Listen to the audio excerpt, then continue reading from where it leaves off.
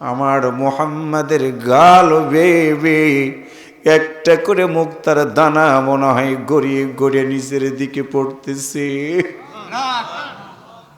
হালিমা একটা দৌড় দিলেন, আল্লাহর নবীকে দুইটা হাত দিয়ে জড়িয়ে ধরে কোলে তুলে নিলেন।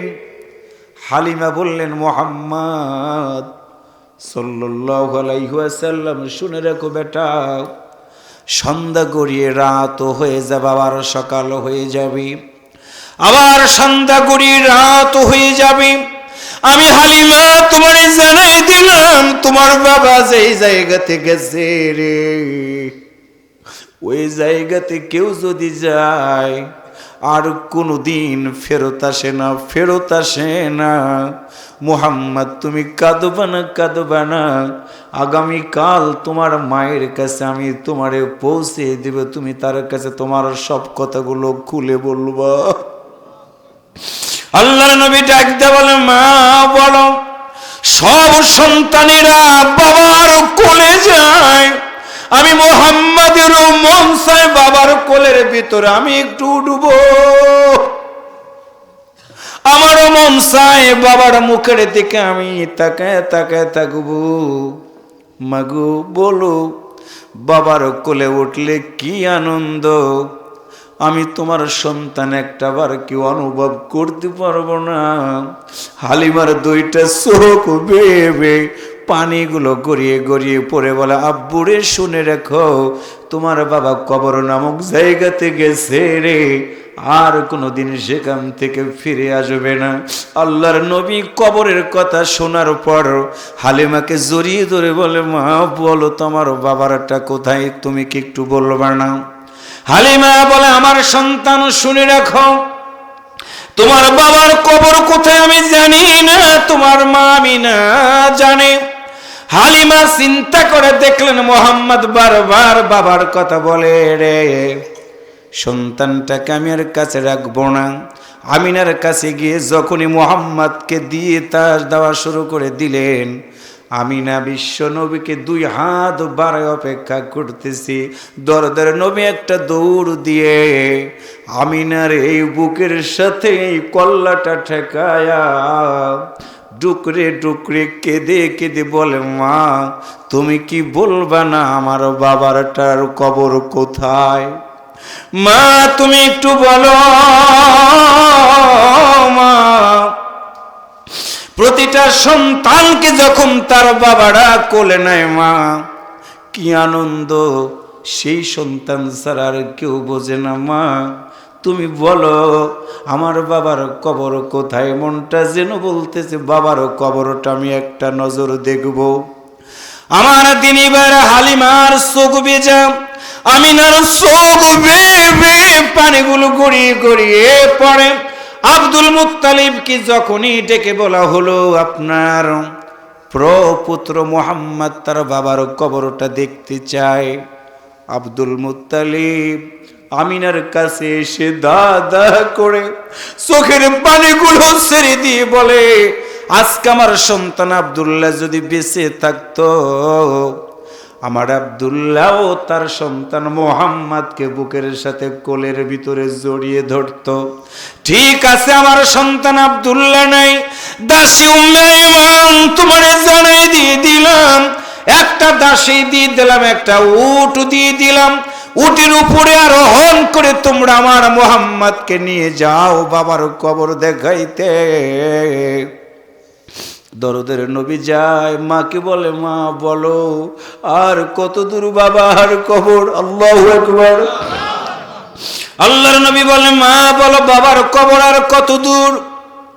আমার দিনী ভাইয়েরা, উট একদিন দুই দিন কয়েকদিন চলার পরে যখন আমিনা বলতেছেন, মুহাম্মদ উটের উপর থেকে নামো, ওই যে দেখো একটা পাহাড়ের মতো টিলা দেখা যায়, ওই টিলার উপরেই তোমার বাবাকে দাফন করে দেওয়া হয়েছে, ওইটা দেখো।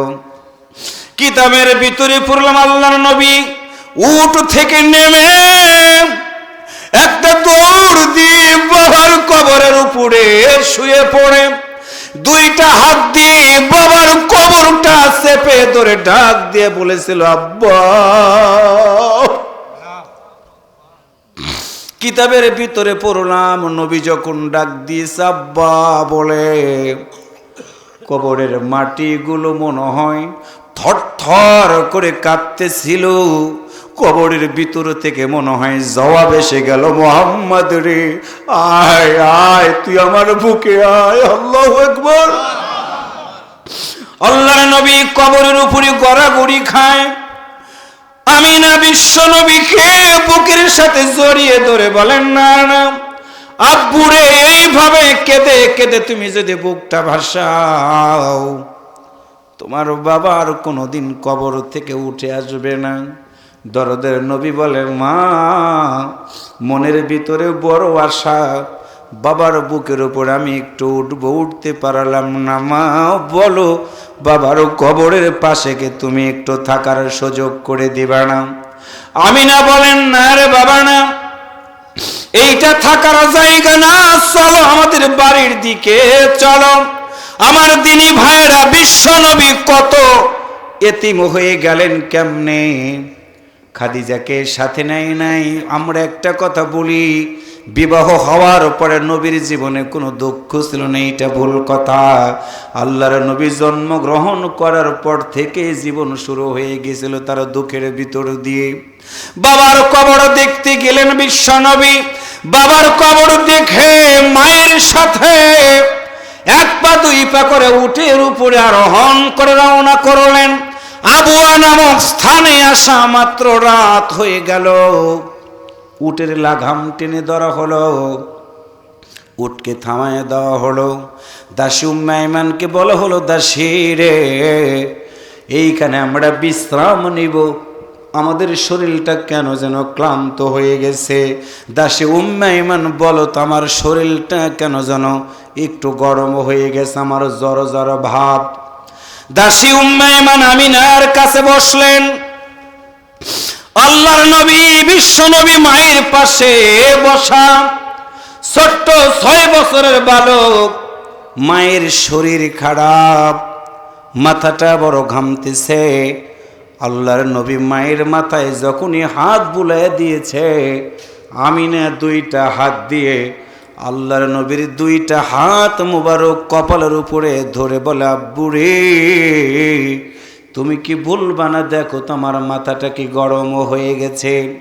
আল্লাহর নবী বললেন, মা তোমার মাথা অনেক গরম হয়ে গেছে। আল্লাহ রাসূল বললেন, মা তোমার শরীরে তো অনেক জ্বর। আমিনা বললেন, বেটা রে, আমি তোমার কাছে কিচ্ছু চাইব না, তুমি শুধু আমার মাথার উপরে তুমি একটু হাতটা দিয়ে রাখো। দাসী উম্মে আইমান, তুমি বলো তো, একটু পানির ভিতরে পরিষ্কার কাপড় ভিজিয়ে তুমি কি একটু আমার মাথাতে জলপটি করতে পারো বা কিনা বলো। আমার প্রিয় দিনী ভাইরা, আমিনা রাদিয়াল্লাহু তাআলা আনহার গায়ে জ্বর। আল্লাহর নবী ছোট্ট মানুষ মায়ের কপালের দিকে তাকায় আছে। এক পর্যায়ে দেখা গেল আমিনার 2টা চোখ বেয়ে বেয়ে পানিগুলো গড়িয়ে গড়িয়ে পড়তেছে। দাসী উম্মে আইমানকে ডাক দেওয়া হলো। দাসীকে ডাক দিয়ে বলেন, দাসী রে, আমার সন্তানের হাতটাকে তুমি একটু ধরো বা কিনা। দাসী হাতটা যখনই ধরেছে, আমার প্রিয় দিনী ভাইরা, আমিনা, আমার প্রিয় দিনী ভাইয়েরা, হৃদয় দিয়ে কথাগুলো শুনবেন। আমিনা দাসী উম্মে আইমানের হাতের ভিতরে দরদের নবীর হাতটা দিয়ে শুধু এতটুকু কথা বলেছিলেন, দাসী রে, আমার মনটা যেন বলতেছে এখান থেকে মনে হয় আমি আর আমার বাড়ি পর্যন্ত যেতে পারব না। এতটুকু বলার পরে আল্লাহর নবীর দিকে মা ধা ধা করে চোখের পানিগুলো ছেড়ে দিলেন। আল্লাহর নবীর সাথে চোখের সাথে চোখ মিলে গেল যখন, আজরাইল এসে এমনই অবস্থায় আল্লাহর নবীর মায়ের শরীরের ভিতর থেকে রুহটা কবজ করে নিয়ে নিলেন। দাসী উম্মে আইমান আমিনার দিকে তাকায় দেখে, রে আমিনা দুনিয়াতে বেঁচে নাই। আল্লাহর নবী মুহাম্মদকে ডাক দিয়ে বলে, মুহাম্মদ রে, তুমি আর এখন থেকে তুমি তোমার মাকে ডাক দিলে তোমার মার ডাকে সাড়া দিবে না। আল্লাহর নবীর কানের ভিতরে আওয়াজ পৌঁছে গেল। আল্লাহর নবী আওয়াজ করে ডাক দিয়ে বললেন, মা বলো, কে আমাকে বুকের উপরে নিয়ে তোমার মুহাম্মদকে ঘুম পাড়ায় দিবি? মা তুমি বলো মা, কে তোমার মুহাম্মাদের মুখের ভিতরে খাবার তুলে দিবে? কে তোমার মুহাম্মদকে সুন্দর করে গোসল করাবে? মা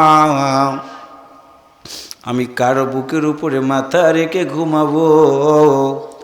আল্লাহর নবীর দুইটা চোখ বেবে মুক্তার দানার মতো পানিগুলো গড়িয়ে গড়িয়ে পড়তে থাকলো। দাসী উম্মে ঈমান ডাক দে বলে, মুহাম্মদ যত তুমি ডাকো না কেন তোমার মা আর ডাকে সাড়া দিতে পারবে না, উঠতে পারবে না, বসতে পারবে না, তোমার মতো মুহাম্মদ কারো কোলে নিতে পারবে না। আল্লাহর নবীর চোখ বেবে পানিগুলো বরে গড়িয়ে পড়তে থাকলো। রসুল শুধু একটা কথা বলেছিলেন, বাবার কবর দেখতে এসে যদি আমার মাকে হারায় ফেলবে এটা যদি জানতাম, আমি কোনো সময়ের জন্য একটা বারের জন্য বাবার কবর দেখতে আসতাম না। আমার দিনী ভাইরা আওয়াজ করে বলুন তো, হায়াত মৌতের মালিক কে?